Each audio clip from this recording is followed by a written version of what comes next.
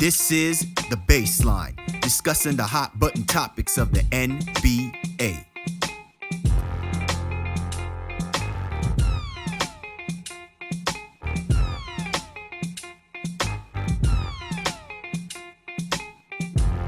Welcome, everybody. You're tuned to The Baseline. Callie Warren Shaw discussing the hot button topics of the NBA. This is the start of the 2019-2020 NBA season, and it could not get any livelier, man. So much happening. The banner fell for one team, and it was crazy up in old Canada. Another team, has to just accept the fact that they no longer have a dynasty in their midst. And there's a lot of conversations about things happening. The battle for Los Angeles. I mean, it is crazy. And then, did I mention there are a couple of teams out there right now that act like they're world beaters? But all of that is just mere fantasy talk. Why? Because it's all about the Baseline NBA podcast. We're back. We're better than ever. We're ready to kick this season off, give you our perspective and views, and discuss the hot button topics. And I can't do that without making sure that I roll out the red carpet. You know what I'm saying? 8 years and running. My man, www.shawsports.net, Big Kahuna PNC, brother from another mother, ride or die, all the way through and through. My man, Warren Shaw. What's good, brother? How hyped are you that the NBA season is ready is up and going right now?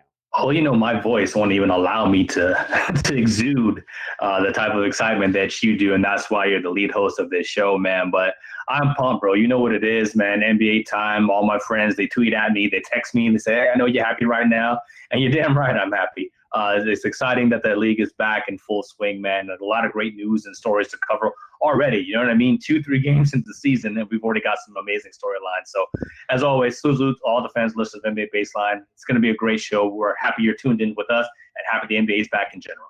Yeah, man, it is going to be a great season, and it has not disappointed already from tip off. And so we will definitely get into that. So that obviously means we got to give you our first week impressions.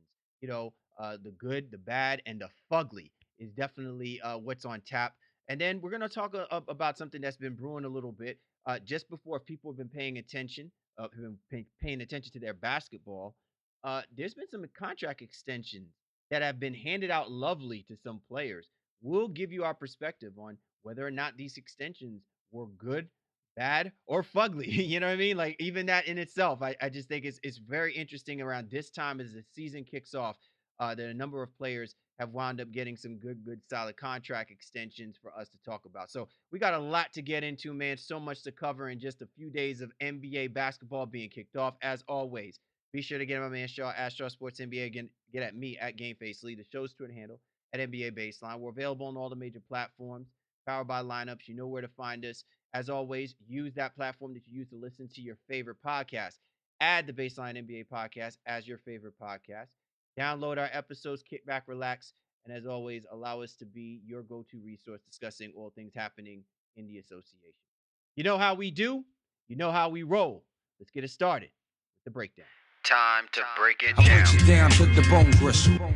Time now for the breakdown. Callie Warren Shaw of the Baseline NBA podcast. And we are embarking on the first weekend of NBA basketball since tip-off took place on October the 22nd.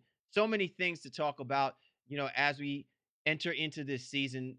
Obviously, we're reeling off of the off-season changes that have taken place, and we just didn't know what the actual product that would lend itself to be on the basketball court as this begins.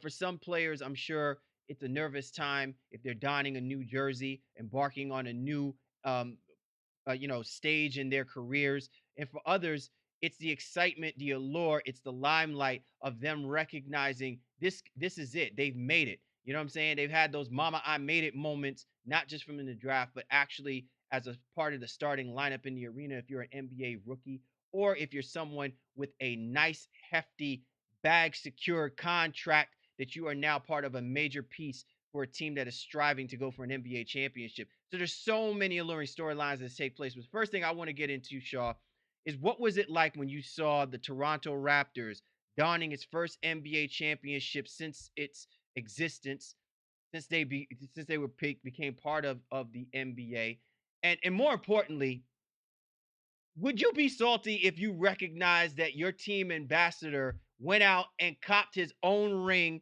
after getting a ring from the organization that branded you as an ambassador for the team, and your ring is more bling than the actual ring that the team gets?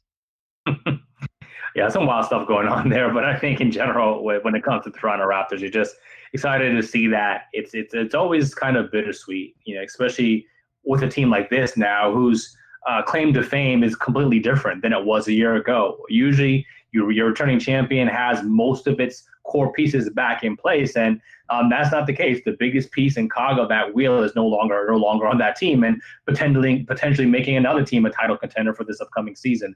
But in general, for that city to go out there and get that done, for the Pelicans to kind of bear witness, if you will, and I think Alvin Gentry sat out there because he wanted to see the young guys to kind of soak that up, if you will. I think it was a great moment for the NBA, but it does definitely put the definitive close on the door of last year, and we're definitely moving forward with 1920. Before we move on to some of the other storylines, something that really I found it to be very interesting. One, I applaud the Toronto Raptors for having the type of ceremony that they had, and I think you even mentioned it, Shaw. Like their warm up gear for the season.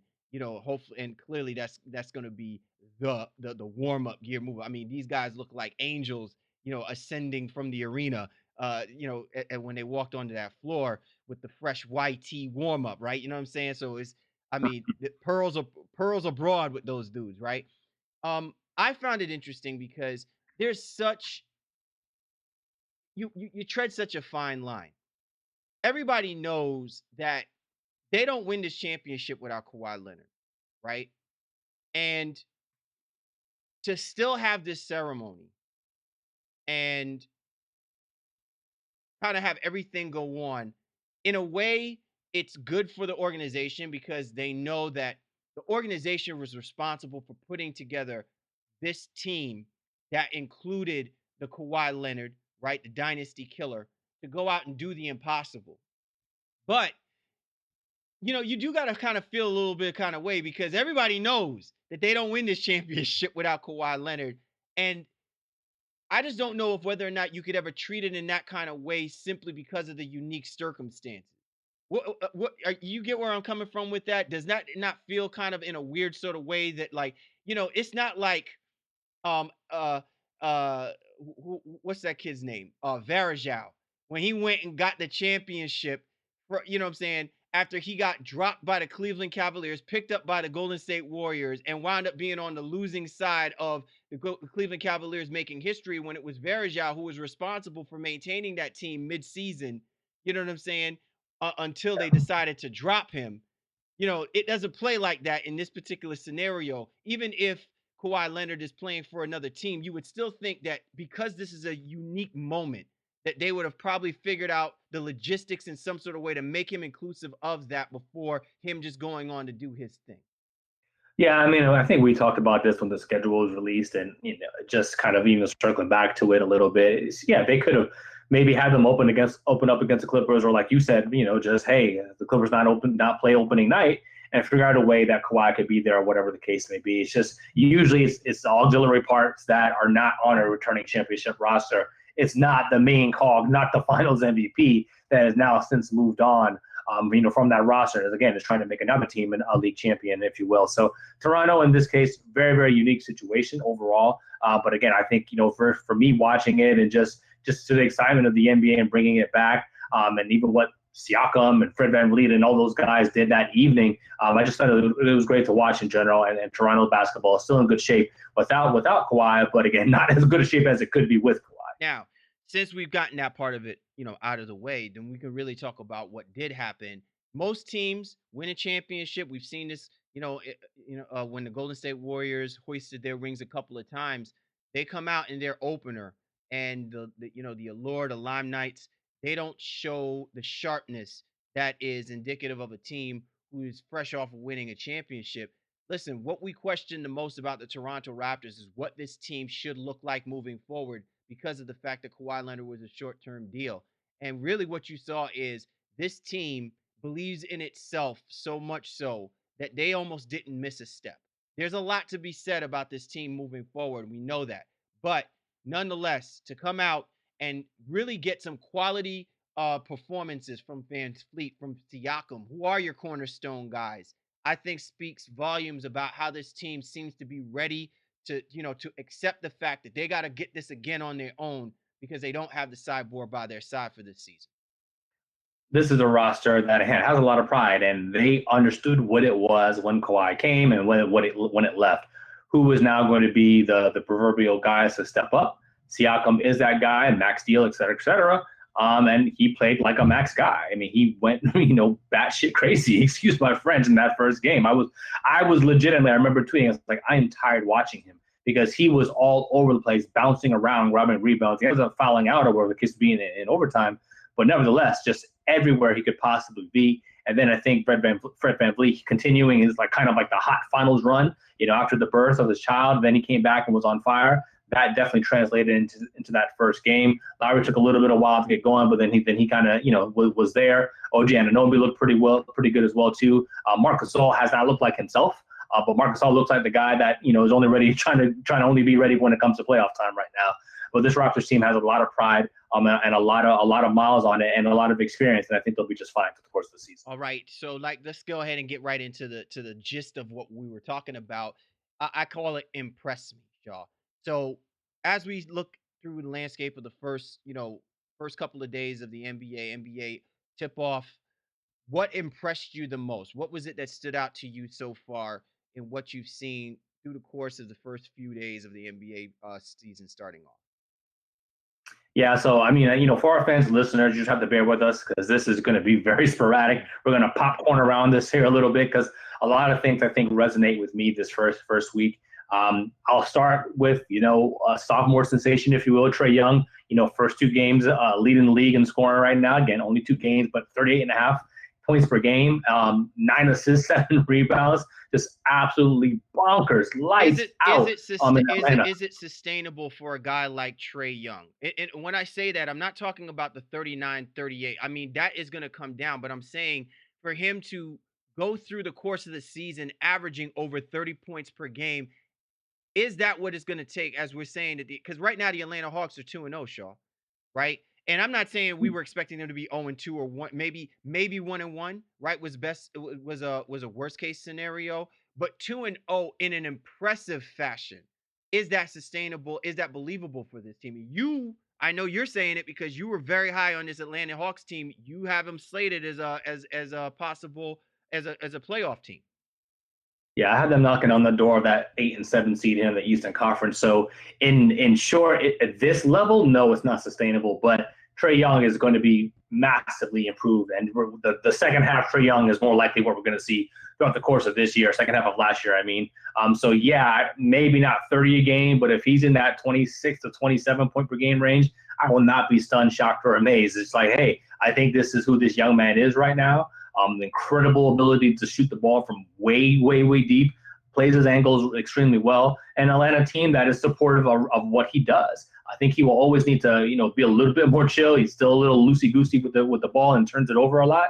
But in general, I think this is a phenomenal basketball player who's got the Atlanta Hawks pointed in the right direction. All right, team that impressed me, the Milwaukee Bucks. And the reason why I say that, Shaw, is listen, we talked about how this is a team that is going to have to make the adjustment without having Malcolm Brogdon. He is not the end all be all, but he plugged in a lot of things that I think you knew was going to take some time for them to make an adjustment out of or make adjustments from. And the fact that they lost him to the Indiana Pacers, I think, meant a lot for them to come in and basically just lay the smack down, playing really a quality opponent first night out. Giannis Antetokounmpo is dead set on making all of the non-believers believers and all the believers better believe believers, right? That he is deserving to be an MVP. For a guy to basically have a triple double and still foul out, I mean, his numbers could have been astronomically even that much more fierce against a combination of a James Harden and Russell Westbrook in that opening night. But to do it on the road, again, I just stress this. I can't stress this enough. If this is what we're dealing with, I don't know. I don't know what combination that the Philadelphia 76ers and any other teams in the Eastern Conference are going to be able to throw at a guy like Giannis Antetokounmpo that's going to stop what the Milwaukee Bucks team are capable of. Now, there's some components about this team that still need to be fixed, but you can be rest assured that you might feel a little bit more comfortable if this is the productivity you're getting from Giannis Antetokounmpo from the outset, and the Bucks will still wind up being a top team in the East, no question. Yeah, and no salt in that. I think they ended up losing their second game, ironically, in overtime. Giannis has fouled out in both games he's played, so I think that's a little bit concerning for an MVP. Usually gets the benefit of the doubt when it comes to calls in general, but I think Milwaukee is definitely not a team that has taken quite the step back that maybe some people have thought. But again, they lost their second game to Miami, a very game Miami team for whatever reason, in overtime at home. Jumping around here a little bit even more. Another team that has kind of surprised me a little bit, and we actually got some conversation going from one of our followers on Twitter. He went directly even at us as hosts, if you will. I think I remember when we talked about the Phoenix Suns, and I picked the over. I said, hey, they're going to be better. I said maybe right around that 10 game per game mark. And you were like, there's no way that they can win 10 more games than they did last year. They'll be better, so 5-7, and that's fine and that's acceptable.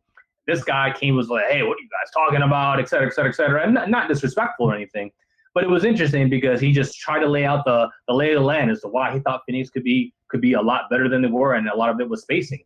So unfortunately, I have a situation with DeAndre Ayton, but in general, this Phoenix team has been very competitive.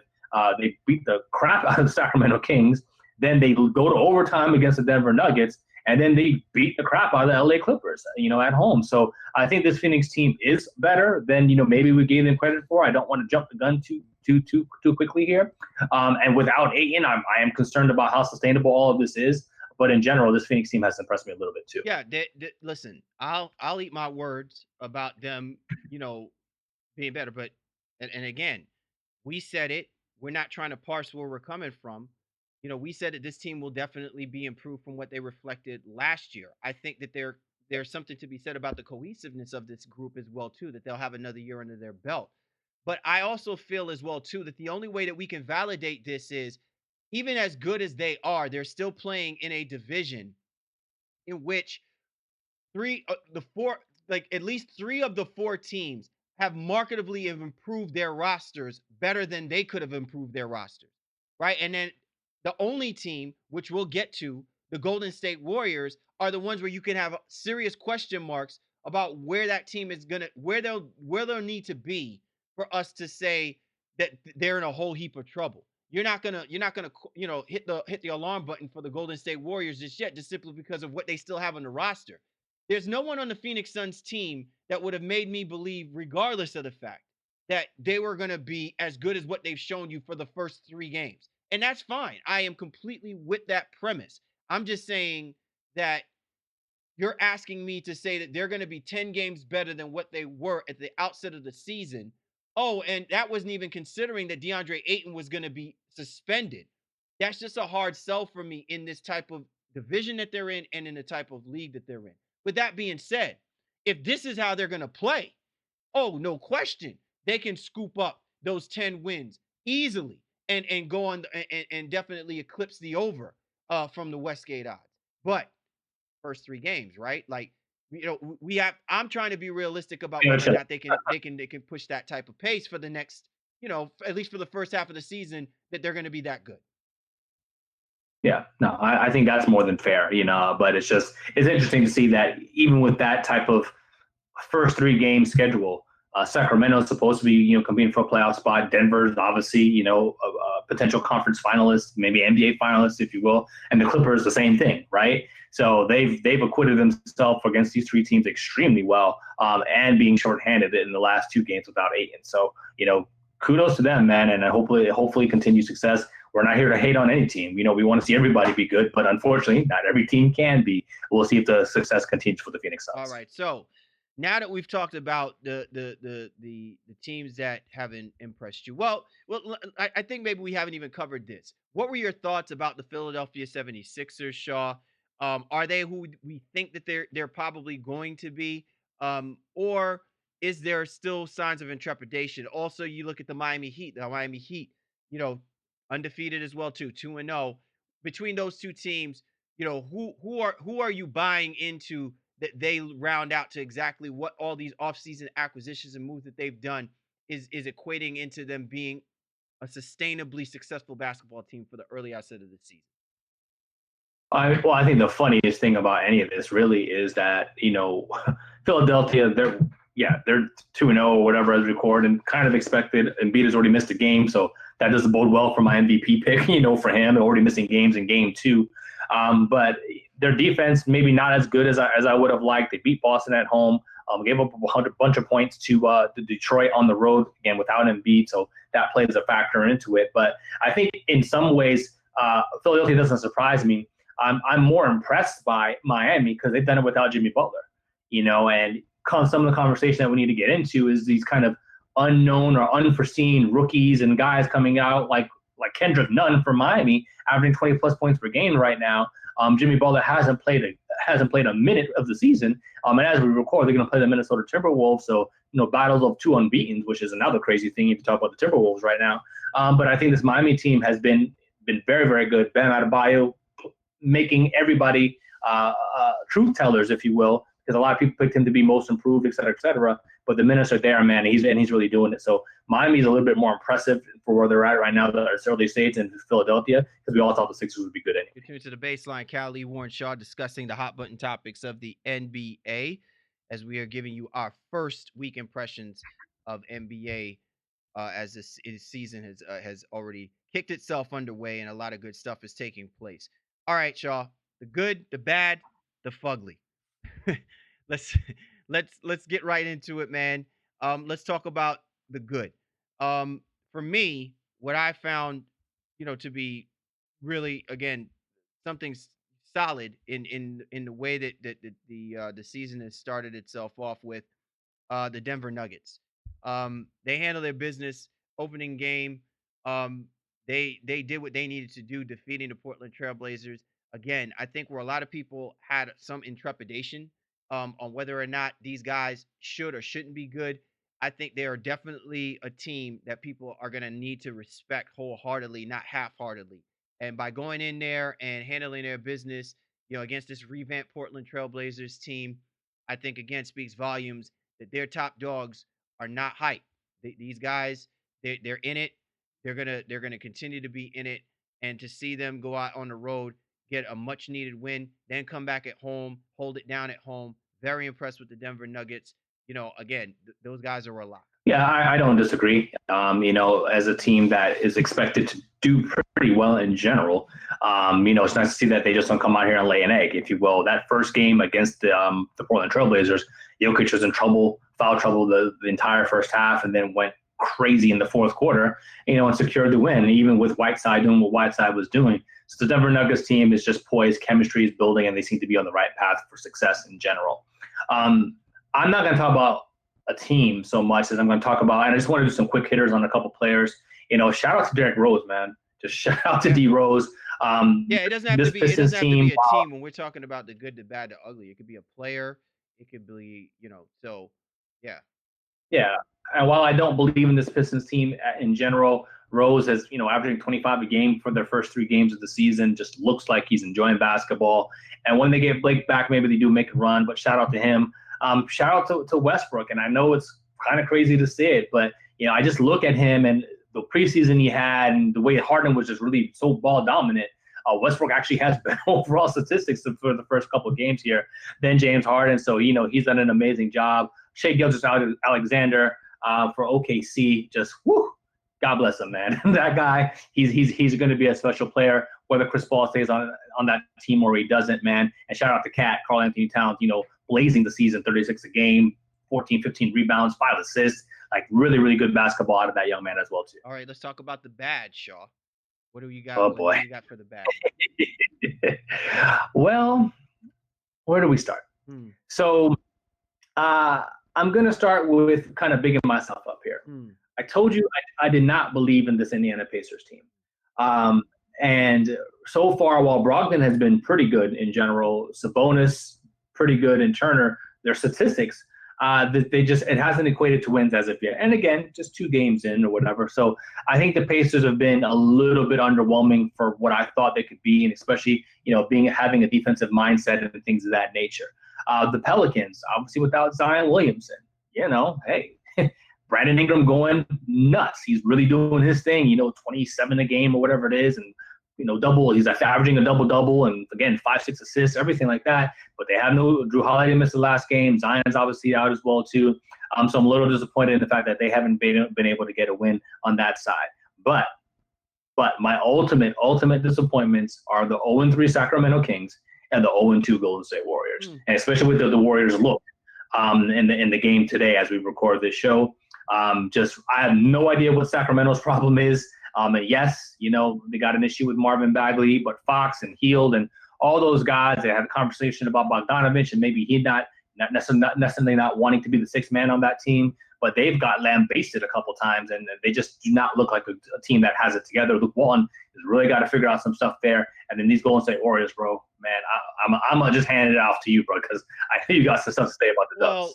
Well, you kind of got ahead of our third part, the fugly. So I'll just go ahead and I'll just put it out there.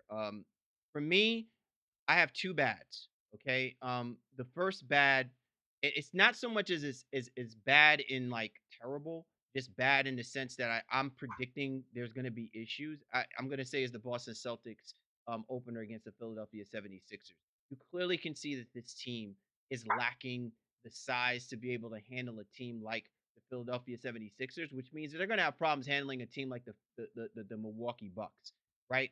And I think that this is something that Danny Ainge is going to really have to look at and address. If there's this window that you have with the talent in on that roster, and I'm talking about Kemba Walker, Jason Tatum, Jaylen Brown, Marcus Smart, you have got to figure out a way to shore up your front court in a way that they can be able to match up against the length and the bigs that are going to be obstacles for this team. And I just already named off the top 2 teams right then and there. I didn't even mention the Toronto Raptors, which clearly have shown you that they have the length and the versatility as well too to cause problems for the Boston Celtics. So if there's any seriousness of us buying into the Boston Celtics going against any of those teams, if we're using that opener against the Philadelphia 76ers as somewhat of a litmus test, I'm just saying that they're basically in a David versus Goliath situation almost every single time, and there's no guarantee that someone's going to write a good enough storyline that they're going to be able to overcome that each and every single night. So that's my bad.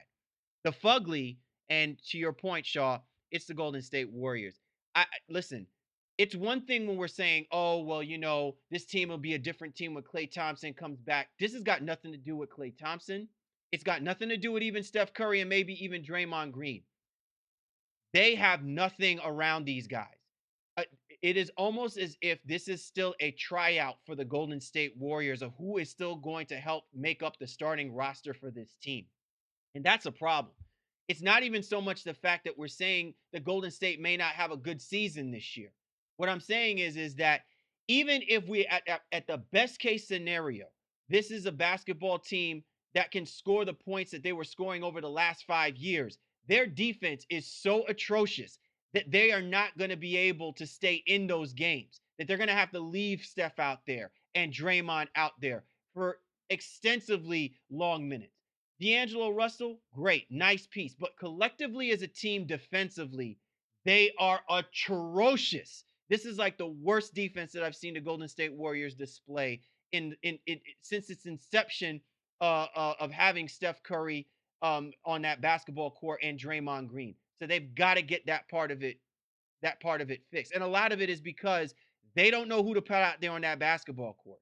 And you can see it plain as day. So they get my fugly for so far this week. I would have at least expected that even if the Golden State Warriors are going to struggle defensively, that there's a balance between what their offense can do. There's nothing that their offense is going to be able to do that can help usurp the atrocities that their defense displayed in these first 2 games. When the OKC Thunder can drop 120 on you, and heaven forbid, if the game went into overtime, it probably would have been 150 because they could only hold for the first 48 minutes.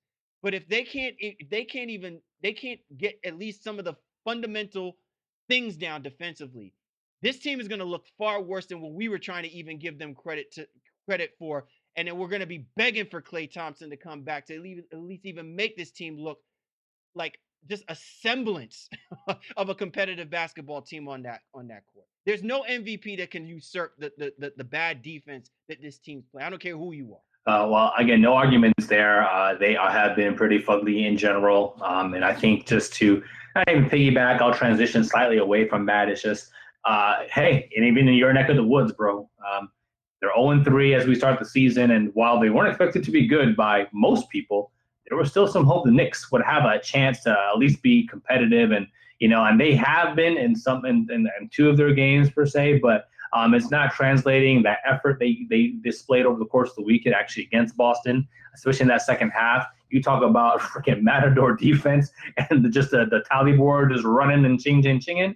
That Knicks defense is really, really bad as well, too. Fizdale is already upset. The point guard situation is just, it couldn't be any worse now. What did I say? What did we say? What was going to make this season successful for the New York Knicks? And I've said this numerous times. David Fizdale's got to tie himself to somebody that he believes in is going to help be his vocal piece out there on the basketball court. And I guess maybe he just doesn't believe or buy into Dennis Smith Jr. the same way. Maybe it's that he buys it in RJ Barrett.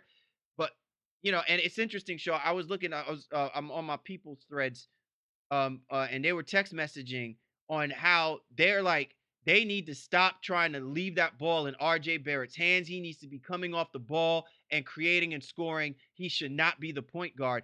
And at first I was almost like, no. But then as I watch how this team is executing with him as the point guard, I'm just saying, it's only 3 games, but this again might play into the factor of what happened with Kristaps Porzingis and what the Knicks were trying to do with them. Just because he is a number 1 draft pick, you are starting to cultivate him and make him more than what he really should be for this basketball team to sustain success. This could be another one of those moments again where the Knicks get it wrong and they don't cultivate their top pick to play at the level that he's capable of playing, the potential that he's capable of playing right now that is indicative of helping the Knicks win basketball games.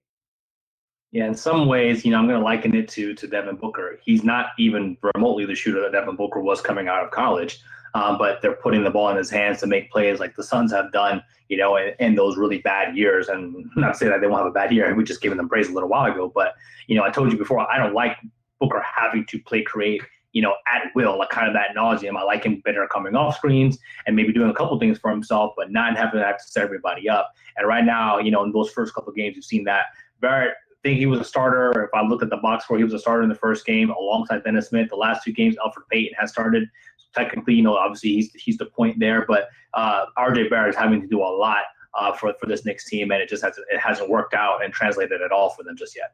All right, Shaw. So a couple of the final points for us to dig into with our first week impressions. Let's talk about the rookies, man, and the glow that we have seen, the shine, the glimmer. What's impressed you about the rookies so far? Yeah, I think it's the guys that we didn't expect more than anything else. While,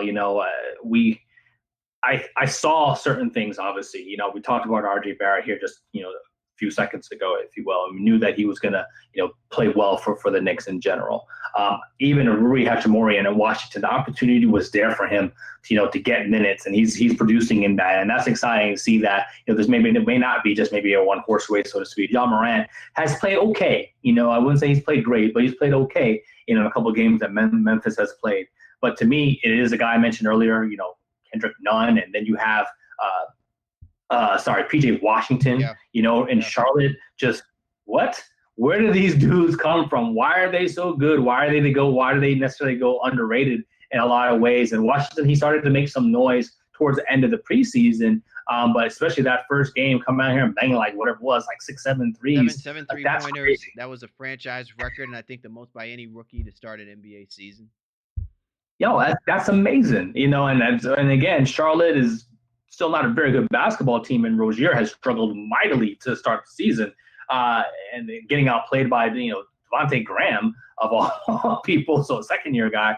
But in general, this Charlotte team is putting itself a little bit better. But Washington and Nunn, those are guys that I'm just like, damn, you know what? That's what's up. Glad to see it working out. Yeah, listen, I was totally impressed by some of these rookie guys, and again, we were totally fixated, and maybe we felt let down when when Zion Williamson was, ravaged with the injury, with the meniscus tear, and him being out for the next couple of months. But again, it's supposed to help us now be able to appreciate and highlight the other rookies that I think are going to have to step up and help some of these other teams. And again, kudos to these guys because we recognize the dynamic of how these teams have been cultivated and situated left some desire to be had about whether or not they were going to get the minutes and the quality time to play and actually put on the show that they've given us so far this season. Couple of points to highlight, Sean. You had mentioned it before. We talked about the dynamic factor of guys like Trae Young and Luka Doncic picking up from where they left off last season. Um, but also to your point, Shaw, the rookie class last year did not get hit up too badly with the sophomore jinx, right? Yeah, you can say that again. I think, Trae Young coming out, balls blazing, if you will. Luka, just he looks like a guy who's going to be a triple double threat every single night. And he and Kate and Porzingis already getting their chemistry together, man. I'm excited. I'm excited for those guys, man. They are definitely the future of the NBA. They're going to sell a bunch of tickets. People are going to want to come and watch them on a regular basis. And to see those guys just come out with the starts that they've had and leading their teams to victories as well, not just putting up gaudy stats. They're actually getting the W's. That's important, and it's really going. And I think, again, you're just going to want to continue to see these guys in all-star games, three-point contests, and the whole nine, because they definitely have what it takes to carry this league a little bit further. All right, so now there's three other things that I think we wanted to make sure we highlight and talk about. First thing that I wanted to talk about Houston Rockets, right? Do we make much of anything of what happened between James Harden and Russell Westbrook with them talking it out amongst themselves in the course of that opening game against the Milwaukee Bucks? Yeah, I'm not taking that bait as of right now, and just because those are two very big personalities, and they're not really afraid, to express themselves on or off the court. Yeah, so it happened. They talked it out, and they're continuing to play, and hey, they get to win the next game or whatever the case may be. So I'm not concerned about James and Russ just yet. But I think a lot of people want to point to that situation and say, oh, and look and see, and blah, blah, blah, blah. And Harden's had an atrocious start from the three-point line right now. Was he like 3 of 26 or something like that the first two games? So those are things that they need to work out in their chemistry in general, but I think they'll be fine. The problem is that a lot of this stems from how fluid and together James Harden and Chris Paul were when they first started off after that trade when Paul came over from the Los Angeles Clippers. I think most of those people who are very harshly driven at trying to, assimilate the idea that James Harden is just a bad teammate, and to put two guys that are more alphas on a roster like the Houston Rockets, you're just begging for there to be a clash of ideas and guys fighting hand over fist to be the top voice, the top dog amongst each other. And I agree with you. I'm not completely buying on the bait in that. But I will say this, though, Shaw. The dynamic is very unique in the sense that these are two MVP winner, MVP players. And I've already seen that at times the Houston Rockets can really look like a feast or famine team where the bulk of all the scoring, all of the work is being done by those two guys. And it leaves a very little to be going on with the rest of the roster. I think the thing that I want to look for more than anything is who continues to make Clint Capella happy. Does he get his happiness primarily from James Harden, or will he can retain or abstain the same happiness with Russell Westbrook as well too? Because with both of those guys on the floor, a lot of guys will probably be standing around watching in awe. But when you got a guy like Clint Capella out there, whether you take Westbrook or you take Harden off the court, either one of them, they should be able to feed the big dog. And I think part of the reason why the Houston Rockets can still be a viable team, a dangerous team, is their ability to feed their dogs. You know what I'm saying? Feed their Rottweilers, their PJ Tuckers, their Eddie Houses, and their Clint Capellas. So it'll be interesting to see if that dynamic reaches out to those other role players so that they feel like they're a part of something that should be special for the Houston Rockets. All right. Yeah, no disagreement. All right. Second thing, Los Angeles Clippers. We talked all about Kawhi and the impact with the Toronto Raptors. What about Kawhi's Los Angeles Clippers and their first 3 games? What's impressed you? What's not impressed you? Overall, their ability to play defense when they really want to did not show that ability in the final game. Last game they played, as we recorded against Phoenix. But I think in general, a lot of it is like, hey, we'll wait till Paul George gets back. So they've shown some really special capabilities without PG, especially on that side of the basketball. But they're going to need him to ultimately be a champion. So while I don't think this is going to be, I don't know, like the Raptors of last year without Kawhi, where they go 17-5, things of that nature. There'll be times where they look really good, and there'll be times where they struggle, like they did against the Phoenix Suns. But in general, sending a message, to the LA Lakers, if you will, if you believe in that this early season part of the season, that was huge. Going out there and crushing Golden State, who were decided is not a very good basketball team right now. But then again, on the road, that was just raw, man. Patrick Beverly, the pest. He's like, hey, where y'all going? Where y'all going? Y'all shouldn't leave. No. We here. Come on now. Y'all sit down and take this punishment. That's no chill, Pat. Oh sure. My God. No chill my God. Oh man, that was awesome. But in the same breath, as much as he can dish it, I hope he's willing to take it. You know what I'm saying? I hope he's willing to take it. All right. Now my final thought process, Shaw. It's let me speak my piece on this, man. There's much to be said about this whole thing regarding the Los Angeles Lakers and the LA Clippers. I'm gonna say this once for people. Y'all can say what y'all want to say about it. You can fight me on the internet if you want to. I'm all good about it, man. This is not a rivalry. Okay? I'm going to say this one time right now. The Los Angeles Clippers and the LA Lakers are not a true rivalry. Okay? Just because these guys did a whole bunch of stuff in the offseason, okay? And just because both of these teams share in the same arena, they have never been an authentic, true rivalry. Now, if you want to make this the Battle of Los Angeles, fine, whatever. If you want to make this quote unquote divisional, as far as they have to play each other, no doubt. But because the Los Angeles Clippers have not done anything significant in the realm of whenever they play the Los Angeles Lakers, there is something worth playing for. There is no rivalry with these teams right now. So there's no reason for us to build up this arbitrary, mythical rivalry when neither of these teams have done anything in this decade that has merited or warranted the R word even being uttered out of any of these names. To your point, and we talked about this, Shaw, there is no rivalry when the home team has less fans than the visiting team.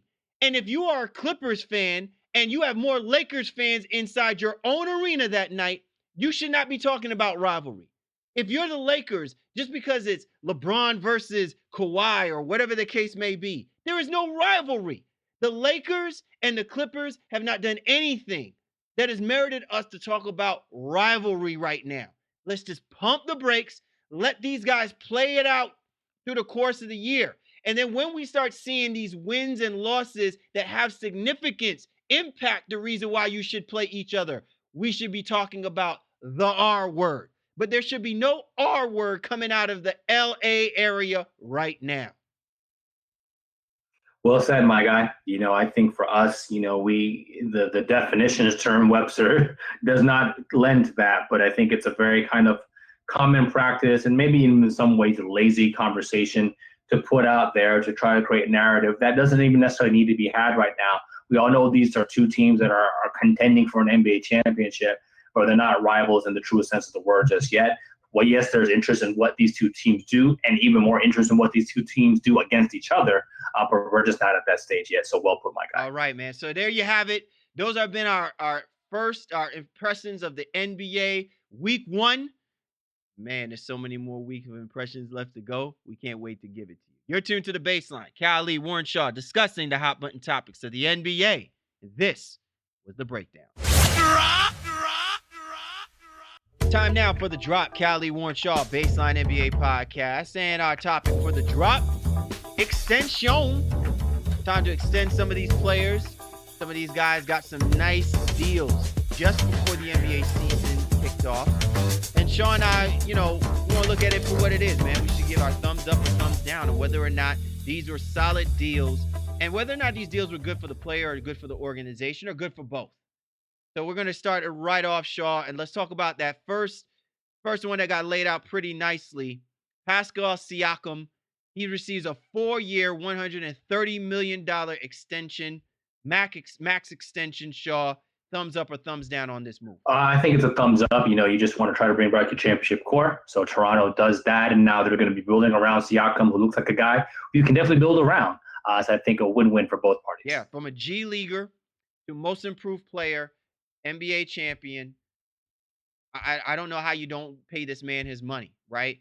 And listen, there's everything that points towards his upside going further up than even we'd imagine, right? Like this guy, I think is going to be a baller, and that even if you decide, even if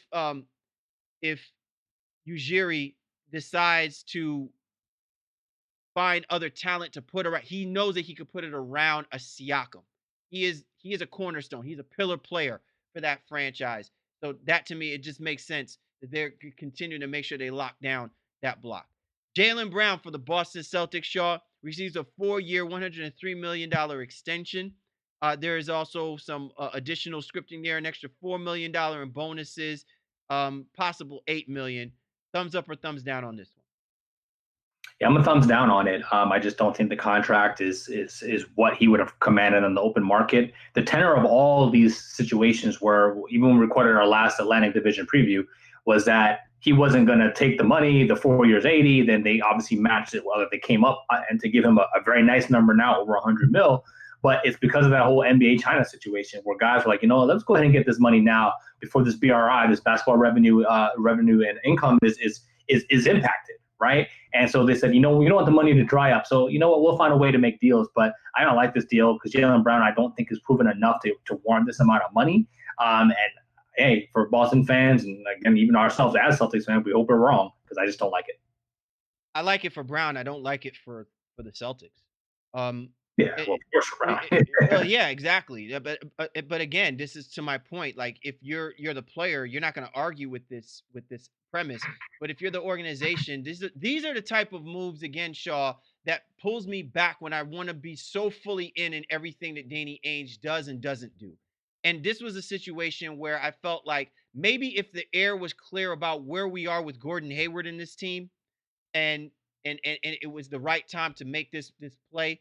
Because the biggest problem that I have is you are now cemented that this team is going to continue to play as an undersized basketball team when you've got the likes of a Jaylen Brown and Gordon Hayward on your payroll and as part of your core roster.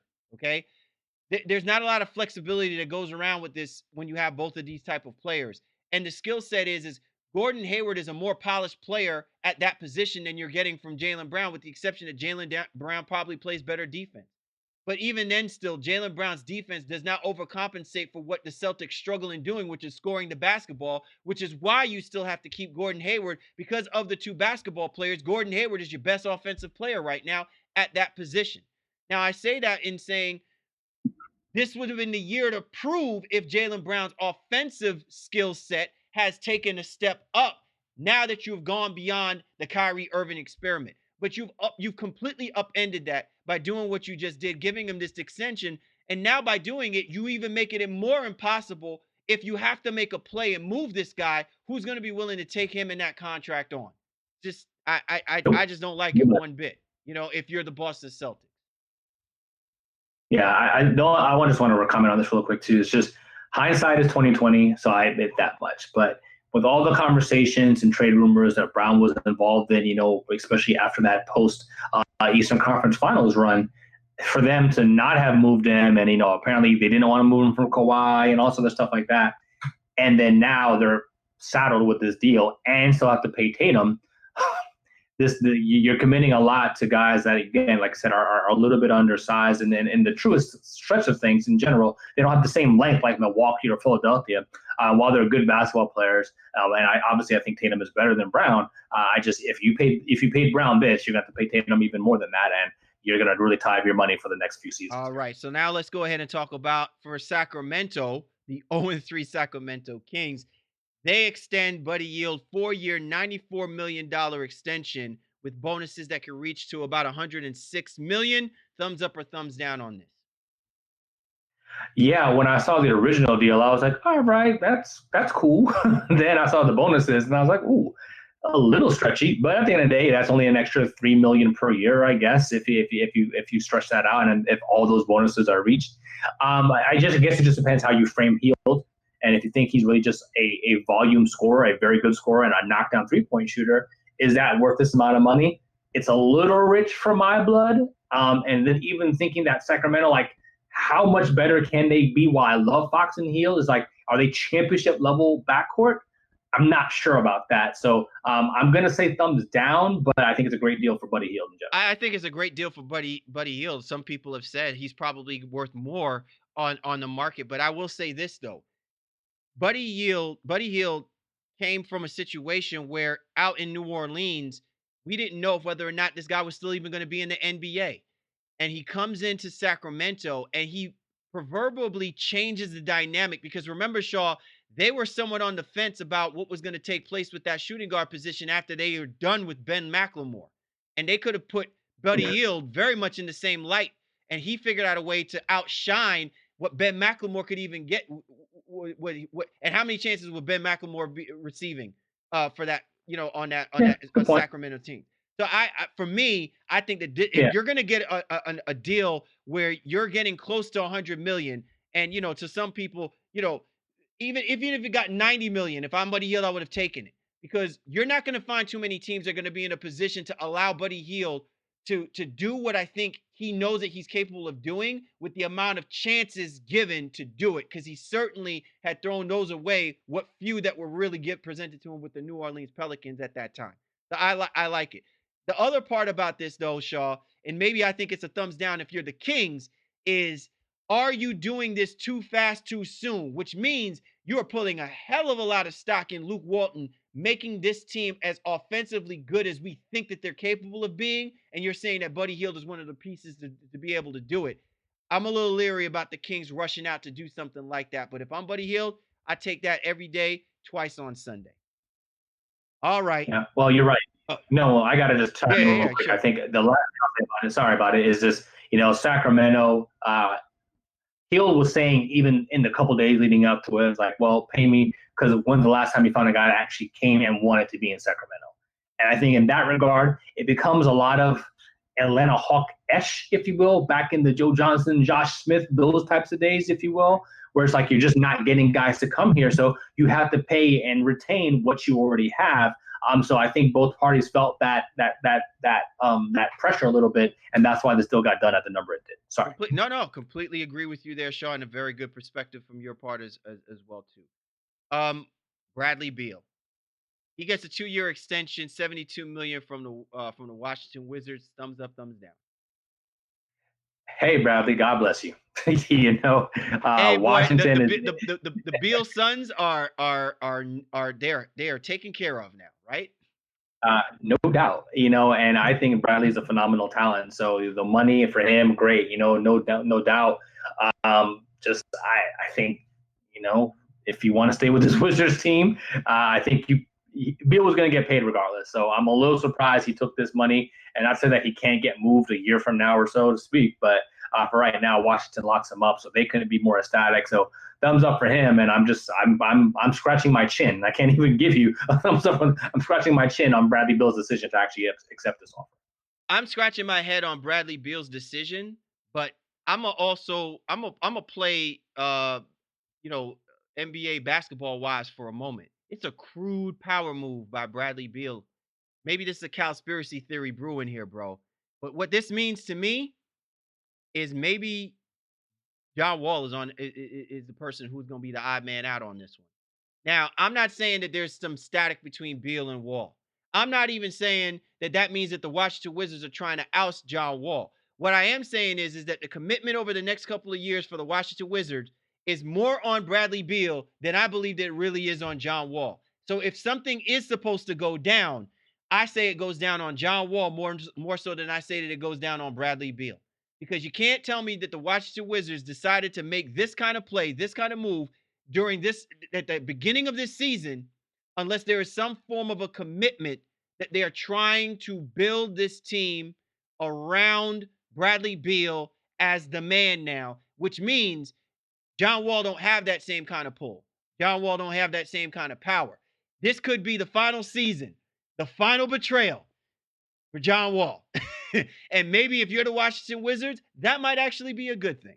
Well, if it is a power play, the writing is bad, just like it is on the TV show. Because again, I don't know how they'll move Wall. But I think again, you may have a point. They definitely are. They believe and want Beal more than they want Wall. Even from Beal's ability to be and connect in the community, he's just an upstanding individual and character that they want to. I can see why they want to build around him. Again, I just think this Washington Wizards team is not really going anywhere. And while I like Hachimura and guys like that, I think Beal just could have potentially moved on and find a way to potentially become an NBA champion. I don't see that happening with the Washington Wizards. All right, thumbs up, thumbs down. Domantas Sabonis, 4-year, $77 million extension. Thumbs up. Again, he's making $3.5 million, and to get him at that number, a guy who's going to be a double threat every night, I think a good deal for the Indiana Pacers. And we'll see how it works along Miles Turner throughout the course of the year when Oladipo comes back. But I think again at that number, it's a good deal in general for both. Yeah, parties. good deal for the Pacers. I think of somewhat of a thumbs down for Domantas Sabonis because I do think that he could have probably commanded more in the market if so. Dejounte Murray, 4-year, $64 million. Thumbs up, thumbs down. Man, great deal for the Spurs, and I don't have the numbers in my head to see if this was I don't think it was a max for DeJounte, but in general, great deal for San Antonio. I think this kid's going to be a star, and I think for him, just securing the bag while still coming off the injury, it's good enough for him. But maybe if he plays it out, maybe he can get a little bit more money. But in general, I think this is an acceptable number for both. And again, I'm really high on this kid in general. Yeah, as our man JoJo from Nuts and Bolts, man, bag secured, love it. Both parties all around. I think it needed to be done. And I think it needed to be for his benefit, given the fact that he has already sacrificed part of his career, basically, with the injuries. There's a commitment there from the San Antonio Spurs. They could have moved on, but I think that they see the potential in this kid. And I think it's gonna help the San Antonio Spurs in the division that they're playing in to have that kind of core piece of going out there on a nightly basis to compete. I think it also elevates DeMar DeRozan. As well too, the DeMar DeRozan factor. Their combination, I think, is more key than the combination of Murray with LaMarcus Aldridge. Good all around. Joe Ingles, Shaw, 1 year, $14 million extension. Solid. Oh, you got a thumbs up. You got a thumbs up for JoJo. Yeah. It's been so long. Man. Yeah, that's your guy. That's your guy. Man. That's my man. Lord knows, man. It's touch and go with them, man. Listen. I was probably thinking they'd give him an extension cord, not a monetary contract extension. No, he's a good part of what they do in general, and to make sure that you can kind of see what this team is with all the changes that they've made. He remains a consistent part. I think it's a good deal for both parties. Not too much, not too little in terms of even the contract and the extension years itself. So nice deal for both parties. All right. Well, Shaw, this has been an awesome show all around. A lot of stuff that we've gone through. So many things happening already in the first week of the NBA. I tell you, man, it's going to be exciting to see how everything begins to play out. And then we get into the core month. November is when things really start kicking up a notch. You know what I'm saying? Because the NBA is completely underway. A lot of these teams have gotten the kinks out, and we're going to start really seeing who these teams are, what they really represent. Absolutely. So, hopefully we can stay as injury-free as possible. Then, November, then we get to December 15th, the first date that players sign over the summer can potentially be moved. So trade rumors start to gear up as well, too. Then it comes to turn of the year. We got Christmas, all of that. So the NBA season is going to come fast and hard for us as it usually does. But we'll be ready, man, to handle everything that it throws our way and, talk about it here on the Baseline NBA podcast. Most definitely. Once again, man, we appreciate you guys hopping on board with us, getting live with us at the start of the NBA season for the Baseline. Callie, Warren Shaw, we appreciate you guys. You know we do. We'll catch up with you next time.